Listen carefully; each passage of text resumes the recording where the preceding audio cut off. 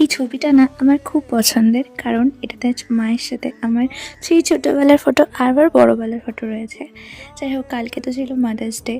তো এই দিনটাতে আমি প্রত্যেক বছরই কিছু না কিছু করার চেষ্টা করি যাতে মা একটু খুশি হয়। কারণ যেই মানুষটা সারা বছর সে ছোটো থেকে আমাকে আগলে যত্নে রেখে যায়, সেই মানুষটির জন্য এই একটা দিন তো কিছু ভালো মন্দ করাই যেতে পারে, তাই না?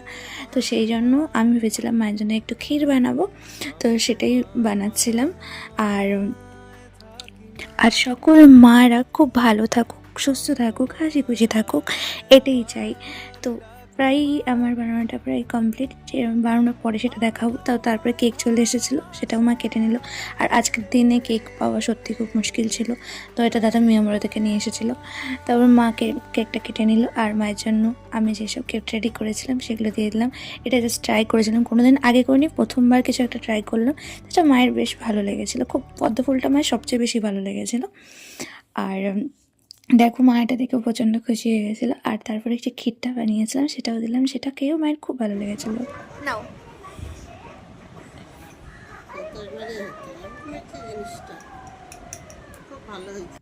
যাক, আমার বানানোটা সার্থক হয়েছে, কারণ মায়ের বেশ ভালো লেগেছে। তারপরে মায়ের জন্য একটা ভয়েস রেকর্ডিং করেছিলাম, যেটা আমার মনের কথাগুলো মাকে শোনানোর জন্য। সেটা শুনে মা ইমোশনাল হয়ে গেছিলো।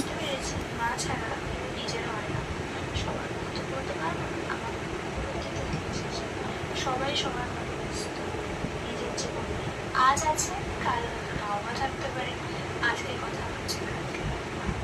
হ্যাঁ, এটা দেখে যেমন ইমোশনাল হচ্ছে, তেমন খুব খুশি হয়েছিল। যাক, আজকে আমার দিনটা সার্থক, সব কিছু করেছে, মা খুশি হয়েছে। চলো, ভিডিওটা এটুকু, তোমাদের সাথে দেখা হচ্ছে আবার একটা নেক্সট মিনি ব্লগে। ততক্ষণ জন্য টাটা।